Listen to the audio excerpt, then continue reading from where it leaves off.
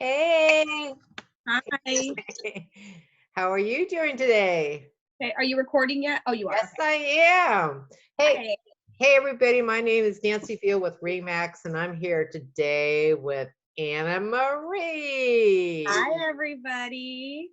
Let me just- So Anna is a lender, and I'm going to ask her some questions about lending and just what's going on in the market because it's every day is changing. So it's really important that you stay up and educated on what's going on in the market. And Anna does a really good job with that. So Yeah. Anna, can you give me some tips on what's going on in the market today? Well, you know, every lender kind of moves a little bit differently through this, depending on their goals and stuff like that.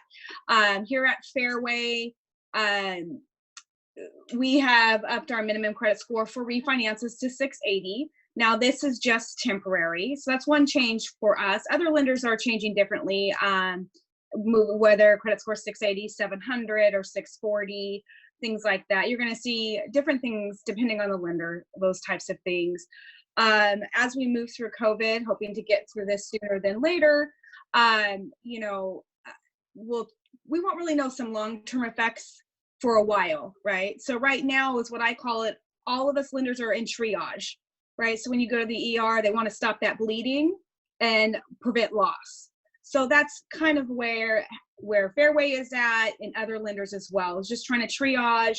Okay, let's try to stop future loss and prevent bleeding. Now, all of these changes are temporary. I can't say how long they're going to be in place. A lot of that has to do how long we're moving through this COVID 19, and when people are able to get back to work, and then things will start normalizing when the threat of risk on the lending side. The biggest thing for lenders is we want to make sure that investors and things like that, Fannie, Freddie, Ginnie Mae, that you can make your first payment.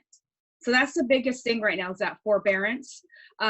So that's why things have tightened up a little bit. So once the risk goes away, then things will start loosening up. But Well, thank you. What I hear a lot is everybody goes, "Oh, this is going to be like the crash of 2008."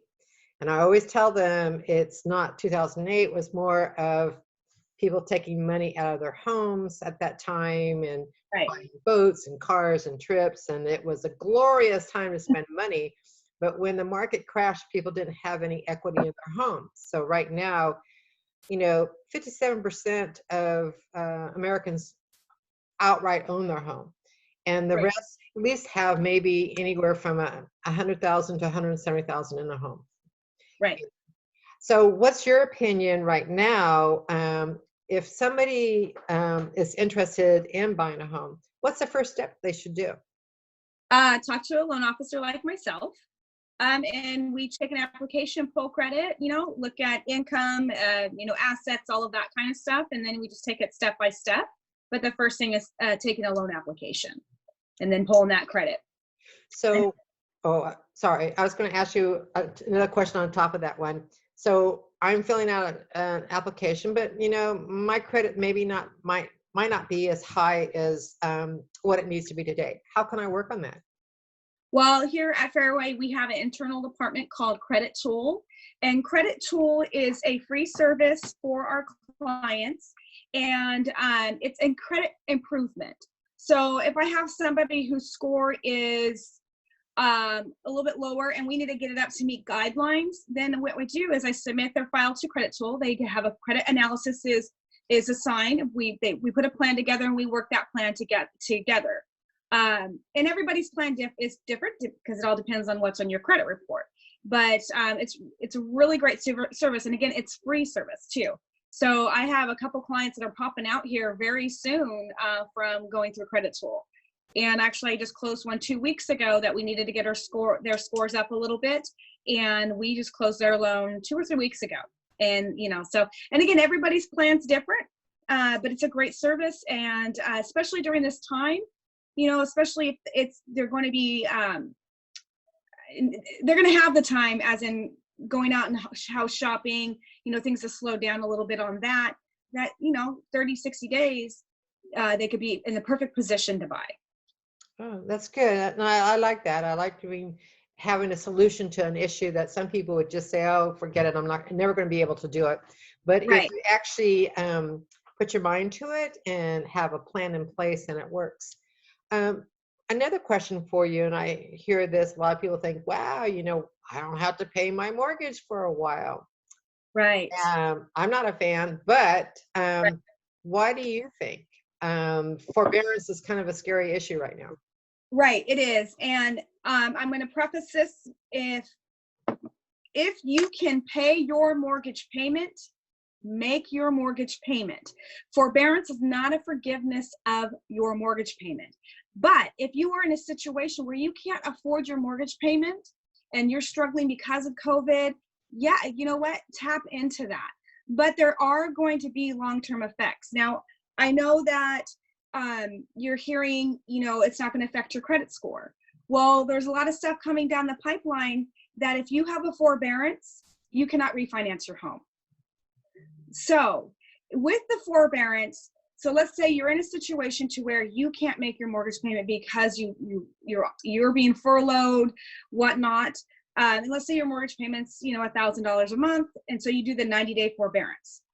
So after the 90 days are up, then there's a few options, and these change depending on whether it's like an FHA loan or via conventional. But you're going to want to call your loan servicer anyways before you make the decision for forbearance, and they'll go over this with you. But this is just really broad. So one option is after that 3 months and 90 days is up, you make those payments up. So let's say that was $1,000 payment. So now you come current and you pay your $3,000 plus your current mortgage payment, right? And then the other option would be taking that $3,000. Let's say you're back to work, but you're not able to pay that $3,000 right up front. They can break it up over 12 months. Or another option is, and this is going to vary depending on whether you're FHA or conventional, but what it's called is add that on as a balloon payment at the end of your loan, right? And that's via conventional, I believe it is. So let's say you go to sell or refinance, you pay off and they'll add that to it. Or if you stay in the loan let's say you have a 30-year loan and you stay in it for the whole 30 years, then at that 30 years, that $3,000 would come due. And then another option, let's say that, you can't afford your mortgage at all. You're back to work. You can't afford $1,000, but you can afford $800 or something different. So that's when you go into possibly doing a modification. And then, and that's your loan terms are renegotiated to hopefully get a lower payment. Or your other option, let's say they can't afford their mortgage at all. They can't afford the business they were in is gone. They can't find a job. They just can't. Then you look at short sales and things like that. And all of this, when it comes to the short sale side of the fence, we probably won't see those effects for quite some time. But doing the forbearance, even though they're not going to you're not going to have a negative effect on your credit score, like as showing late payments, there will be an effect, especially if you're going to try to refinance after the fact, and you may not be able to do that for 12 months. So I'm going to go back to, if you can pay your mortgage payment, please pay it. The forbearance is definitely there for people who are really, really having the effects of COVID hit them financially. I think that's really smart. That's what I've been telling people also, it's like, if you can do it, do it. Nothing's for free in this world. And so, just try to make the best you can. And why I'm trying to talk to different people on this social media is to be able to answer the questions that people have, about lending or about buying a house. So Right. if you had words of wisdom, what would your words of wisdom be to somebody? If they want to buy a house, start now. Hi, Tinga. Somebody just has to get in the picture. Well, Tinga wants to buy a house, apparently. My words of wisdom is start now. When someone always asks, well, when's a good time to buy? Now. It's always now. And the reason is that, especially right now, is let's say you have no idea where your credit score is at. well, this is a perfect time. Start now and put a plan together. You know, I have clients that come to me, they're like, well, I don't want to purchase for a year.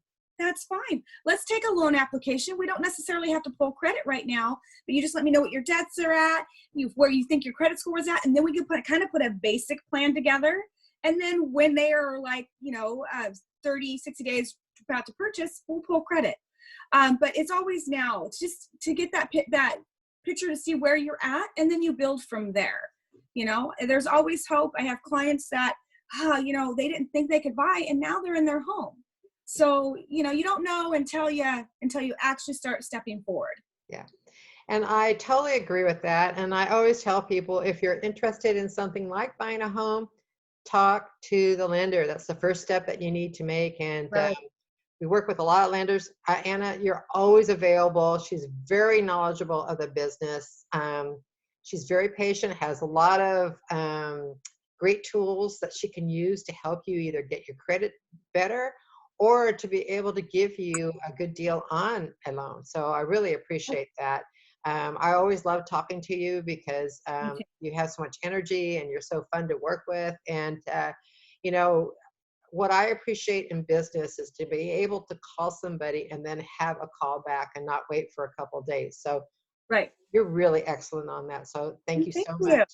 Well, I enjoy working with you. We always have fun and transactions. It is stressful buying a home, right? So for me personally, I like to make it a little bit lighter sometimes for clients. Obviously there's some hard stuff sometimes you got to deal with, but if you can add some humor and some love to it, where the process is not as painful as it would be, Right. and communication is the biggest thing. Is communicate, because that sometimes relieves stress for people. I know it does for me. So yeah, people would just want to know. They want to know where they're going and how the transaction really works. And right. so, Anna and myself, we're available to sit down, or now we're available to do a Zoom conference with you. Yeah. Set up a meeting and talk to you about the transaction and talk to you about the lending process. So I'm going to put our information out there underneath this Zoom, and it's Anna Marie Rodriguez with I keep forgetting. She joined a different company about a couple months ago, and I was going, what? Okay. What is your phone number? Just so they might have it. 916-712-3410. Fantastic. Okay, guys. Well, thank you so much for tuning in, and thank you for answering some of the questions that we have today. Most definitely. All right. Take care. Thanks, Nancy. Okay. Bye. Bye.